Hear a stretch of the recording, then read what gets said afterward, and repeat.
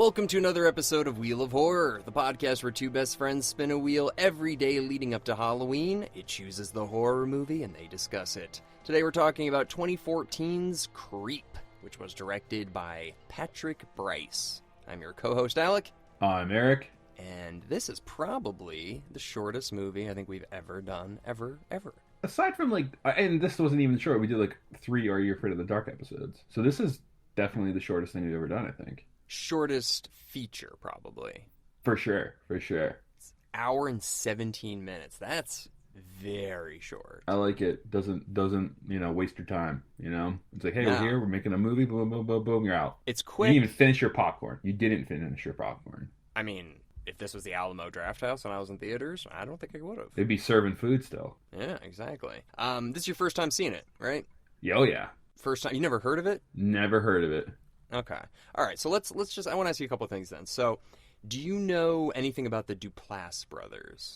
No. Okay. So they're like it's the guy that plays Joseph. Yeah, I know. He's from The Morning Show, and I actually just saw a rerun of Celebrity Wheel of Fortune the other night, and he was on it, and I was like, oh my god, that's the guy from The Morning Show. And then I started this, I was like, oh my god, this is the guy from The Morning Show and from Celebrity Wheel of Fortune that I watched last night. So it's like weird Universal thing going on. The universe, I mean. Well, him and his brother are like this filmmaking duo, and I really like what they do, man. They've got this show on HBO called Room 104, and it's kind of like The Twilight Zone, but imagine The Twilight Zone only took place in one room. So it's a room in a hotel where every episode has completely different cast, completely different thing happens, but it all takes place in this one hotel room. So, it could be 1960, 2020, man, woman, there's so many different variations, but they did it for 3 seasons, dude. It's a cool show. It's called Room 10 what? 104, I think. Pretty sure that's it. Cool. Yeah, it's actually pretty cool. And it was, I've never heard of a show like that where they're like, we're going to do the entire series in one room. Yeah. So, it's kind of cool. I do like, I think his name is Mark Duplass, the guy who played Joseph. If that's his name. Yeah. Sorry. No, I mean, I do like him. He's so versatile. In Morning Show, he's a totally different character. This, was insane. This was nuts. That guy, it freaked me out, this movie. Yeah, dude. I mean, he's definitely a creep. So uncomfortable, this guy. Well, why don't let's just go through the movie a little bit here, because I feel like this is going to be a shorter episode just because of how short the movie is. So, we're talking about the Duplass brothers and all that shit, but why don't you give a synopsis of the film? So, Creepy Crawlers? Yeah. It's like that. The toy? Creepy Crawlers. It's not like that at all. No, it's not like that. So, this guy Joseph, he's sick with, I think, a brain tumor. He has an unborn child, and he wants to leave him this video memorial thing because he thinks he's going to die in 3 months, and his daughter or son, who he calls Buddy, will get to watch this video someday. So he hires Aaron to come do the video, and it just very odd. He scares him off the bat, and weirder things start happening where it's like, okay, I feel uncomfortable. But you get the sense that Aaron needs the money, and I'm sure this paid pretty well because the guy's dying. He doesn't give a shit about money, I'm sure. And it gets weirder and weirder, and it just unfolds into this ending, which is insane. But he becomes this stalker / psychopath / pathological liar, and he kind of gets off on doing this stuff to people. It seems like he's crazy. He's a creep. Yeah, so just so everybody knows, Joseph, it's a found footage film, and it starts off, it's on this one guy, Aaron, who, yes, then goes to this creepy weird house, and then he meets Joseph, which tells him about the cancer and all that. But yeah, I think, in the beginning you think this is just okay, this guy's doing a video vlog or whatever, just filming him going up there and all that stuff. We find out at the end that this is actually a compilation that was put together by Joseph. So we're watching something put together posthumous. Is that what you say when somebody's dead? Postmortem. And so after Aaron was already dead, and this was put together after Aaron was dead. So quite a question about that. So Joseph made this compilation. He edited it. It seems like on that DVD, because we've seen him do and burn DVDs. Does Joseph film him sometimes? I know he films him when he's sleeping at one point. Does he get the camera? Is it the same camera the whole time, or is there another camera that Joseph uses? I think that it's mostly what Aaron's using, but I mean, he could do whatever he wants. This is for him. It's not like, you know. Yeah. So, Yeah. but yeah, it's just like it's very uncomfortable, you know. Like Joseph, Mark Duplass's character. Like, what was the first red flag for you? I mean, I don't remember there was a couple before this, but the Tubby Time thing, I was like, okay, this guy has serious issues, and I kind of want to get out of it because I don't think I'm the right person for this. This should be a family member. I would recommend like, hey, listen, this isn't my style of art. I don't do this, so I'm gonna have to step away and kindly just leave. But I say I recommend if you're gonna do this, you have to do this with your family or someone. Doing it with a stranger is not gonna be intimate. It's not gonna be meaningful. Phones today, but whatever. This was 2014, 12. I mean, maybe you couldn't edit it on your phone at the time, but I mean, I would find a way to back out after that Tubby Time scene. I'd be like, this isn't right. I mean, it's like constant red flags. Like the Tubby Time is definitely the first thing where you're like, okay. There's definitely other things he does at the start, which like walking up the stairs and like he scares them or does something. It's okay, this guy's a little off-putting, but he also hugs him, which is like, that's fine, but like he scares him when he first shows up. And it's kind of like you're with this guy and it's like, oh, he's going through a lot. He's going through a lot because he's dying.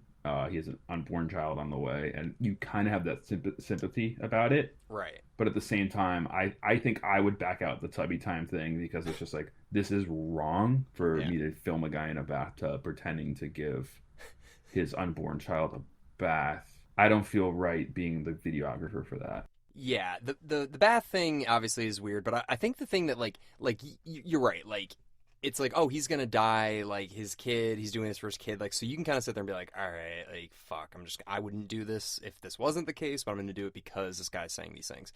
But I mean, once the guy like's like, I could kill myself right now, and like puts his head underwater and stuff like that, and like pretends to do that, like that's when you're like, all right. I would pretend someone's giving me a call, and I'd call the authorities, and he'd probably end up in a 5150. This is like, I'm pretty sure this guy has a death wish, and he's dying, but he has a death wish, and I don't know, I feel very, very uncomfortable, and almost like a morality thing, like I should tell someone that this guy's like probably gonna film himself killing himself. I know, yeah. I mean, there's so many chances where you could get out, but let's say, because they do allude that Aaron is not financially doing well, you know, so like $1,000 for 8 hours of work is pretty damn good. So it's like, all right, well, I'm stuck in this situation, but I think they needed to make that more evident, you know, just be like, he's like, I'm about to lose my apartment sort of thing. Yeah, and like what I just said, Joseph is very good at coming up with the next answer. So if I was to like, you got to have your family film you or something more intimate, he could be like, I literally have no one else and I can't put my wife through filming me doing this. Yeah. Like he would have that answer. That's how messed up he is.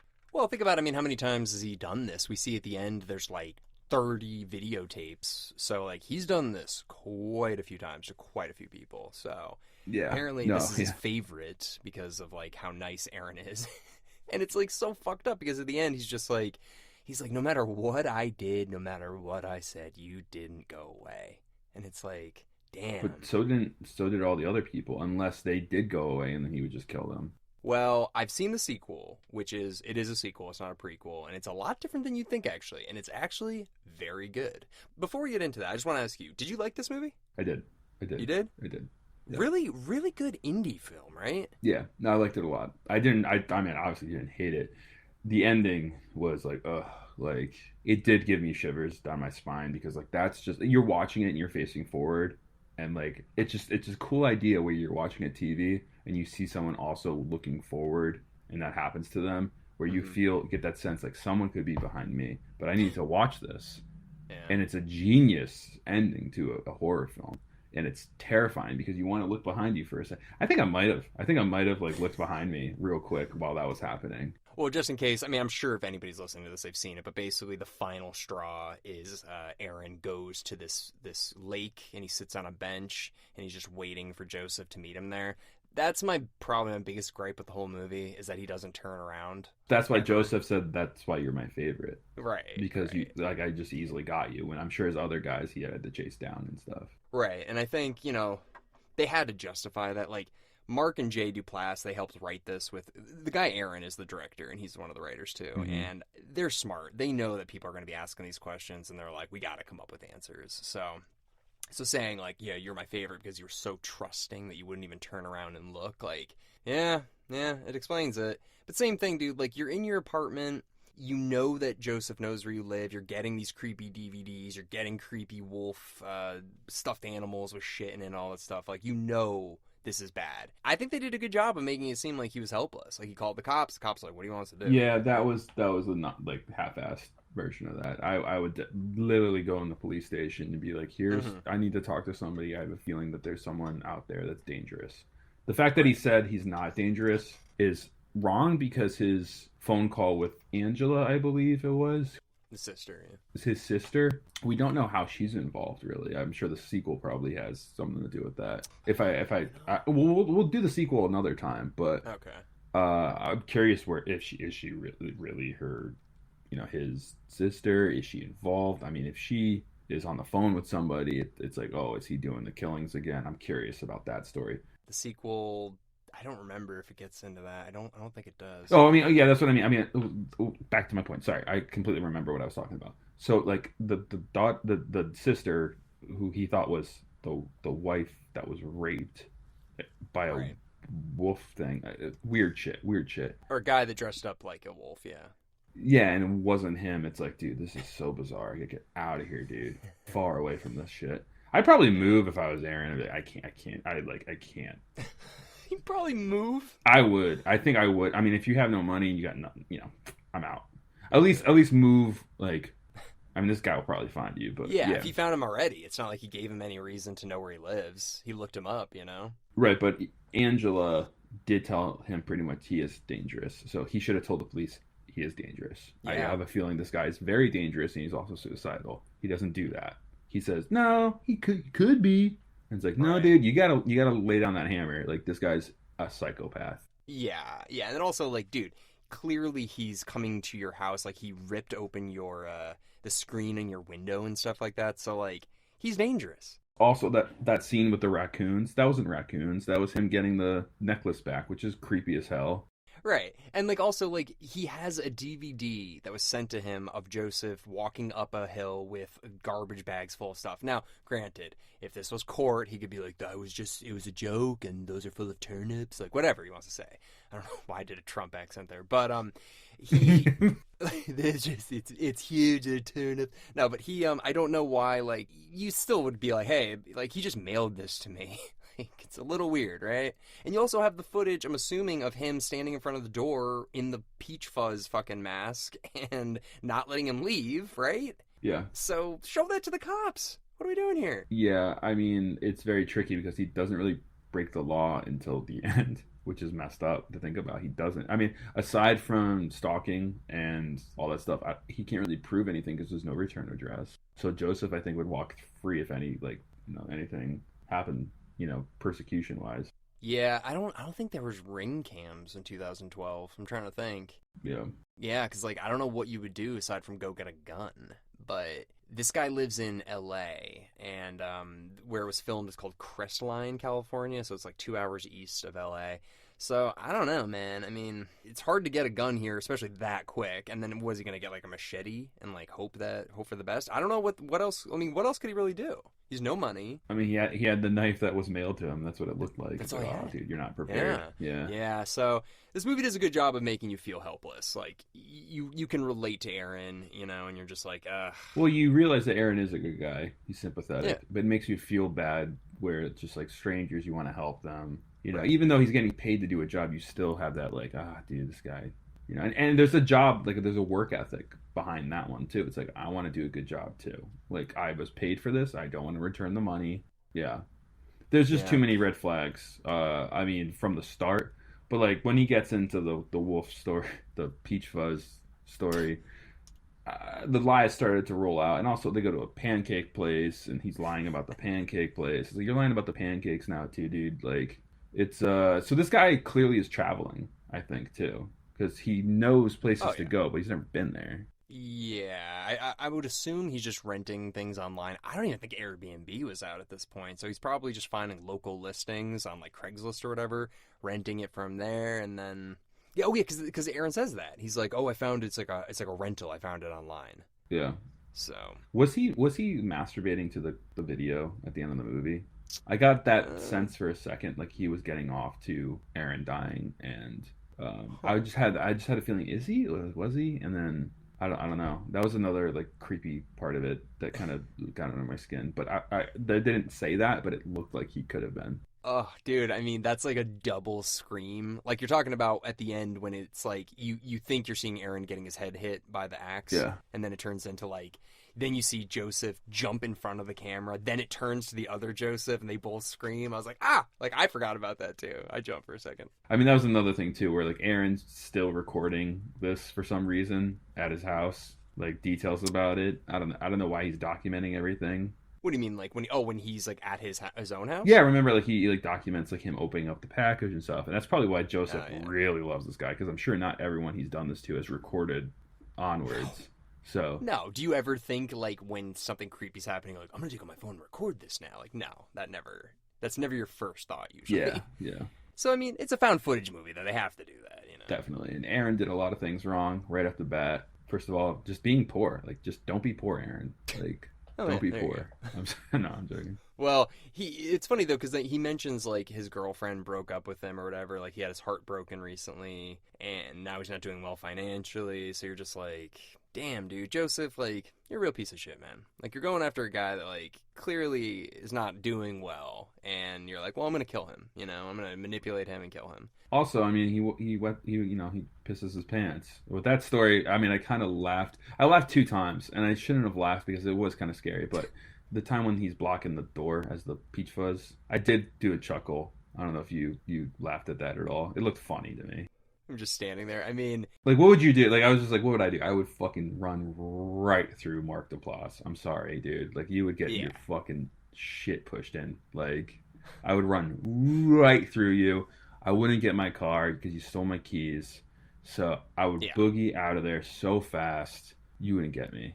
And I can run pretty far. Well, that's the thing. There's two parts of the movie where I kind of like roll my eyes at a little bit. So I want to know what happens after that wolf thing. So he just stops recording. He then runs down the street. He figures out how to get a tow to come get the car. Like all of that. He stopped filming that. Like why? So I'm like, the movie's only an hour and 17 minutes. Like it'd be kind of interesting to see like him running down the hill at night or whatever, and then calling a tow truck or something like that.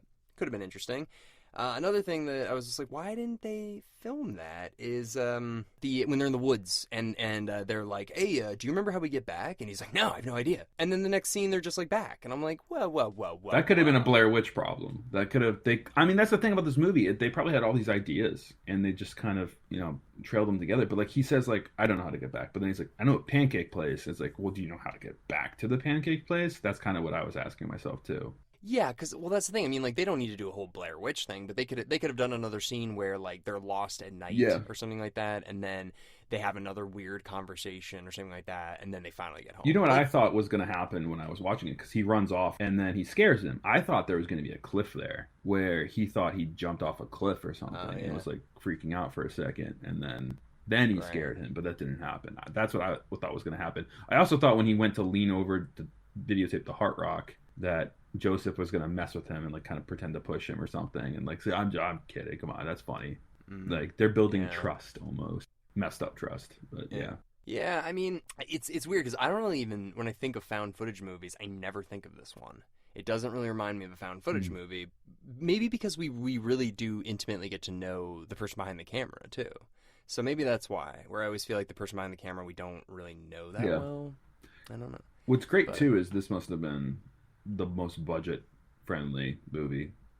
Like more than Blair Witch. Like, right? Like well, yeah, maybe because there's literally only 3 people in the entire movie and only 2 people on camera. that and the like what do you gotta pay for? You gotta pay for a stuffed animal wolf, a wolf mask, and then the Yeah. axe scene at the end, which was probably just some really good quick cut trick where they Mm, cut real quick hmm too. Like a That doll. That's what I was thinking. I was like, how did they get that? And then it was so perfect. It was so perfect. yeah, they probably just had like one frame where they switched them out, and then yeah, they were I able to kind do of want it. to watch that again, but like honestly, there's not much. It's in the woods, you know. They're at a pancake place. I mean, they probably had to pay the pancake place. No, think about it, dude. They literally probably were just like, "Hey, let's just take out our phones." Filming in it, yeah. Yeah, I think this was filmed on a phone, dude. I think. So Oh. like, they could have literally just had a camera out at the restaurant. I mean, whatever. That's amazing. It's supposed to be real, so it's like, I love it. Love it. Dude, dude, honestly, he reminds me of that Postman thing we made a little bit too. Remember that? Yeah. It wasn't found footage, but it was similar where there was a guy who was obsessed with somebody and went after them, and it had that like craziness to it. But I know that was just a fun film that we made, but it reminded me of that you can do movies, you can film stuff, and it doesn't have to cost a lot. It just takes passion and a little. And horror is always the best way to start off in film. I always thought that it's the cheapest way. That's always been my philosophy. Like if you want to get into film, get into horror. Just do a horror movie. Think of it. Think of it because Paranormal Activity is a huge one. Blair Witch is a huge one, and it just took off from there. $1 billion franchises too. Well, also the other thing is horror translates to all cultures. You know, like everybody's afraid of ghosts or whatever, or zombies. Like it doesn't. You don't really need to be from a certain place to be afraid of stuff like that, or murder. You know, like that. Like Saw is scary in Japan and Uganda and wherever. It's scary everywhere. But comedy is like you're either going to get this or you're not. And even if it's an American comedy for an American audience, even most Americans are probably not going to find it funny. So. I think, horror is like the best and the cheapest probably way to go. Yeah. And this movie's a perfect example of that. Yeah. And I loved it. I did want to say, just about like our short film that we made almost 10 years ago now. Yeah, me, you, and Dom, and Kara Harvey, we all filmed this like short little...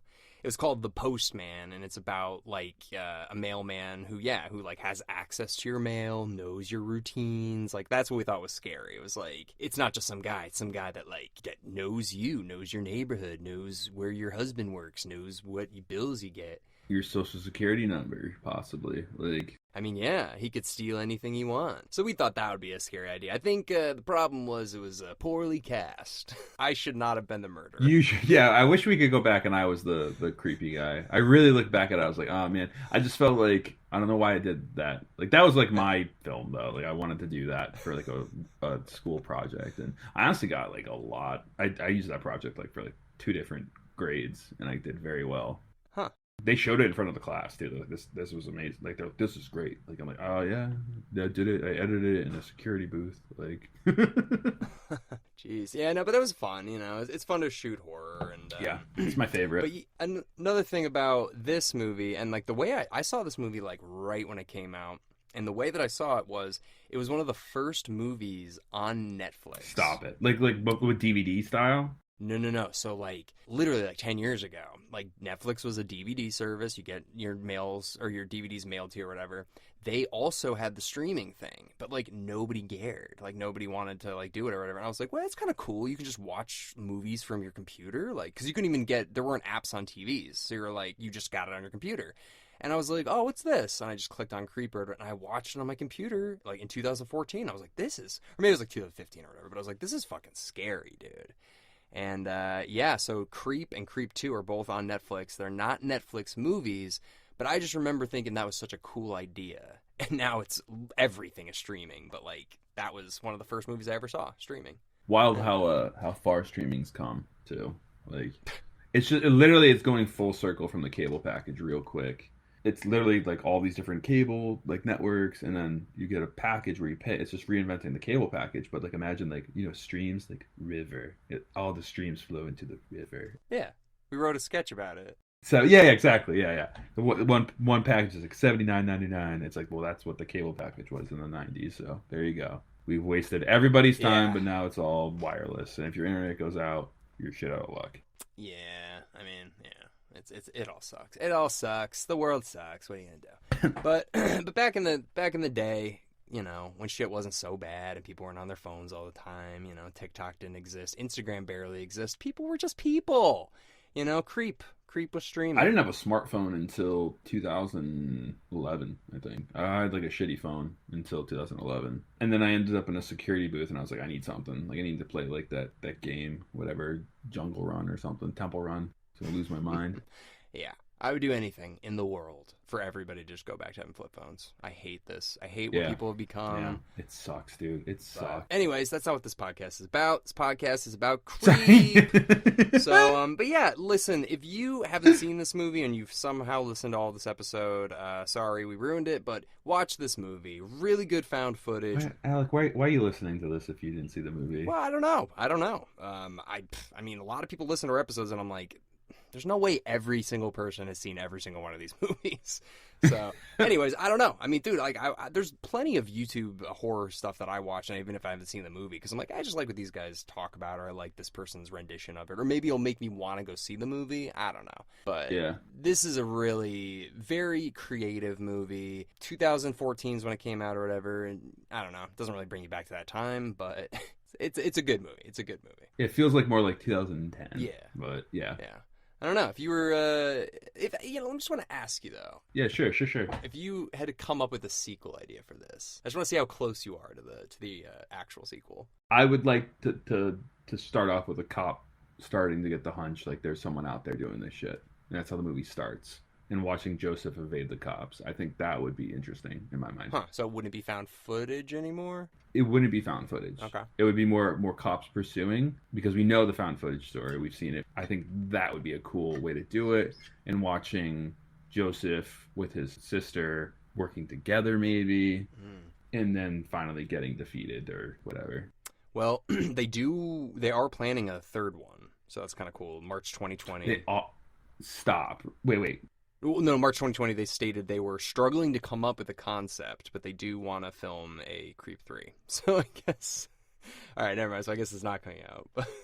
Yeah, I definitely want to do Creep 2 on the podcast with you. I would like to talk about that for sure. Yeah, I won't ruin it. I don't really remember it, but if I had a sequel idea, I actually thought of one, and it could be it. It could just be in my memory. But I thought it'd be interesting if, kind of like your idea, it's not a cop, but it's like a private investigator who is aware of what's going on and goes to catch him, sort of thing, and is like pretending that he like doesn't know who this guy is.